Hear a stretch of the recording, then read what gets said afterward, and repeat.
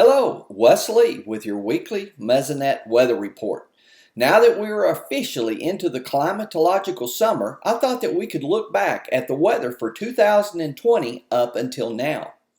Average statewide temperatures started the year off a little warmer than normal, but have tended to seesaw back and forth since then. There have been 2 months that were warmer than normal and 3 months that were cooler. There were some record cold days and record heat days, but overall temperatures have stayed fairly close to normal when you average over the month and over the 5 months together. The average rainfall for the state started the year off extremely wet, being about 2 inches above the long-term average.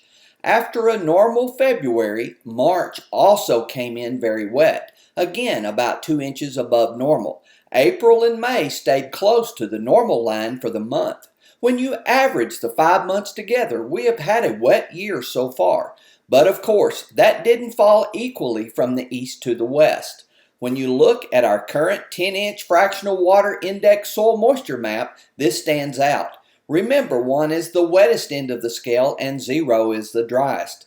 The east is still very wet, while the west is drying out quickly, and the panhandle is in serious condition. Now here's Gary with more on the drought in that area. Thanks, Wes, and good morning, everyone. Well, the heat is on, and unfortunately, so is the drought. We now have a rapidly intensifying flash drought situation occurring across western and northern Oklahoma, and unfortunately, it looks like it's only going to get worse.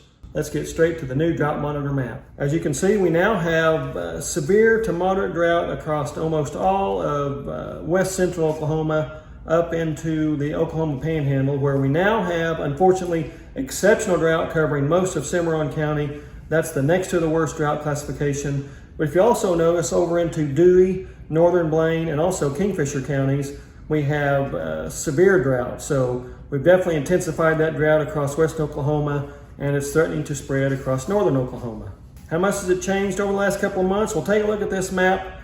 The Drought Monitor from 2 months ago, basically at the beginning of April, we have barely a little bit more than 2% of the state covered in drought out there in the far western panhandle. And you compare that to what we have now, which is close to 20% of the state. So again, a rapidly intensifying drought situation, at least on the scale of droughts go. Well, that rainfall map from the Mesonet for the last 60 days tells a story. We see those pitiful rainfall amounts across western Oklahoma over into, again, that Dewey, Kingfisher, Blaine County area. But again, most of the area to the northwest of I-44 suffering from some pretty big rainfall deficits, other than the far northeast, which still too much rain going on in that area.